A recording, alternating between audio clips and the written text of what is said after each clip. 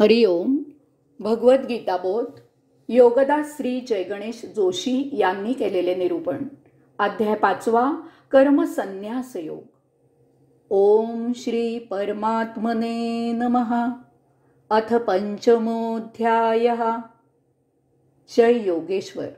परमात्म्याला नमस्कार. अध्याय 5. श्लोक क्रमांक 23.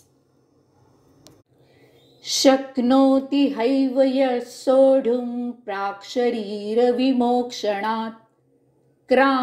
कामक्रोधोद्भवं वेगं सयुक्ता सन् सुखी नरः. या इहलोकी हे शरीर पतन होण्यापूर्वीच जो कामक्रोधाचा आवेग सहन करतो तो मनुष्य योगयुक्त असून तोच कैवल्यानंदाला प्राप्त आहे.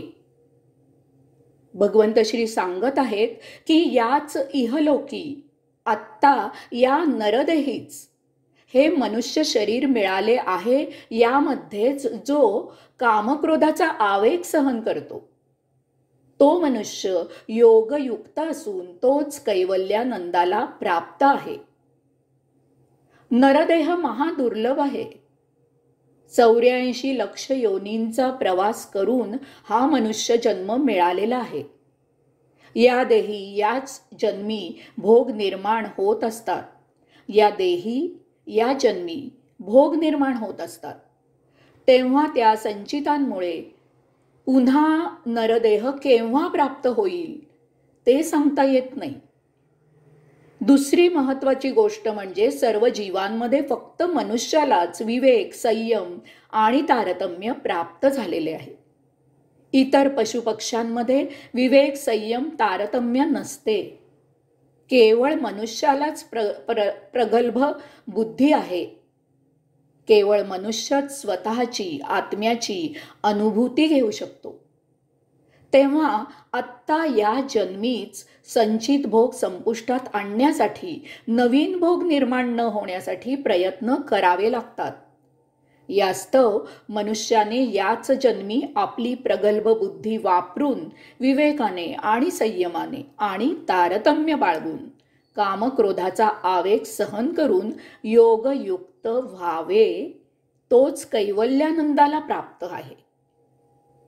योगयुक्त होऊन कैवल्यानंद प्राप्त करण्यासाठी भगवंत श्री कामक्रोधाचा आवेग सहन करण्याची साधना सांगत आहेत. माणसाचे षड्रिपू शत्रू आहेत. त्यात कामक्रोध हे महाबलाढ्य आहेत. त्यांचाच उल्लेख येथे भगवंत श्रींनी केलेला आहे.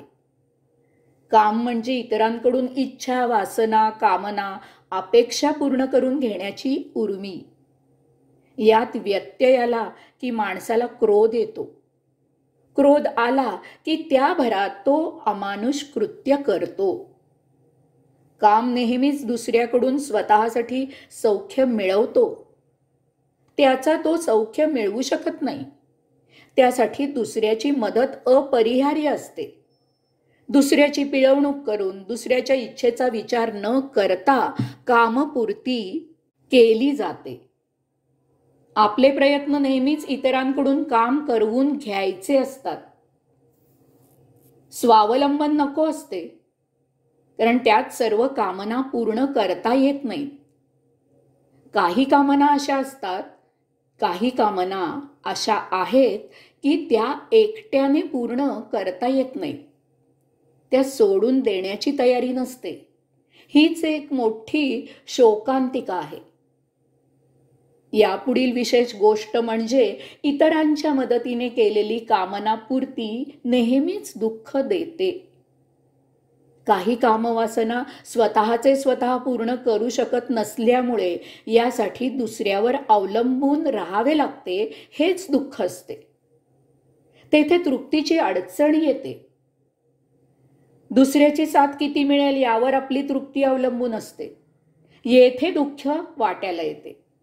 दुसऱ्यावर बळजबरी सक्ती केल्याची बोच कामना पूर्ती करत असताना करून झाल्यावर दुःख निर्माण करते. आपल्या हातात काहीच नसते.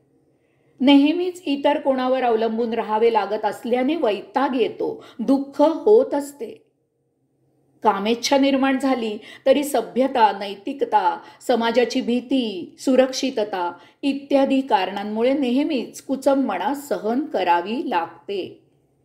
ते फार क्लेशकारक असते. एवढे करून कामनापूर्ती झाली तरी त्यानंतरही दुःखच वाटायला येते, कारण ही इच्छा पुन्हा निर्माण होते. उपभोगलेले सौख्य फार काळ टिकत नाही. त्यामुळे पंचज्ञानेंद्रिय सतत शोधक नजर ठेवतात. हेही समाजात शोभून दिसत नाही. अशांची शोधक नजरेसाठी बदनामी होत असते. अतृप्त वासना नेहमीच बेचैनी निर्माण करत असतात. कामनापूर्तीत व्यत्यय येत असतात. त्यामुळे नेहमी चिडचिड होत असते. असा मनुष्य स्वभावाने क्रोधी होतो, वेडा पिसा होतो. बालविवाह, प्रौढविवाह, बहुभार्या पद्धत, मुक्त संबंध, ब्रह्मचर्य किंवा अशीच काही बंधने येथे काहीही उपयोगी झाली नाहीत, होत नाहीत, होणारही नाहीत. जेवढे म्हणून प्रयत्न करावेत ते विफल होतात आणि मनुष्य त्यामुळे दिवसेंदिवस क्रोधी होत जातो. त्याचा स्वभाव चिडचिडा होतो आणि तो चमत्कारिक वागू लागतो. कामक्रोधावर भौतिक उपाय व्यर्थ होत असतात. यावर केवळ आध्यात्मिक उपाय करणे हाच एकमेव मार्ग आहे. यासाठी कामक्रोधाच्या अतीत जावे लागते. तेथे कैवल्य आनंद आहे. आनंद प्राप्त करण्यासाठी दुसऱ्यावर अवलंबून न राहता स्वतःच सिद्ध नित्यानंद मिळवावा. हा नित्यानंद आपल्याजवळ आहेच, केवळ त्याची आपण ओळख करून घ्यायची असते. आपल्या देहातील आत्मा हा शाश्वत आनंदाने सदा बहरलेला आहे. तो आनंद नित्य, चिर, न संपणारा आहे. याची ग्वाही आपल्या ऋषींनी आणि जगातील सर्व धर्मज्ञानींनी दिलेली आहे. योग साधना हा आपला खास भारतीय ठेवा आहे. दुर्दैवाने आपण त्याचा पाहिजे तितका उपयोग करत नाही. जगात योग साधना प्रसिद्ध होत आहेत. आपण भारतीय मात्र ती विसरत चाललो आहोत. याचा ज्याचा त्याने योग्य तो विचार करावा. कुंडलिनी शक्ती जागृत करण्याची विद्या अवश्य शिकावी. आत्मसाक्षात्कारी व्हावे. त्यासारखे या जगतात दुसरे आनंददायी काहीही नाही. हा अंतःकरणातील आनंदाचा झरा चिर आहे, न आटणारा आहे.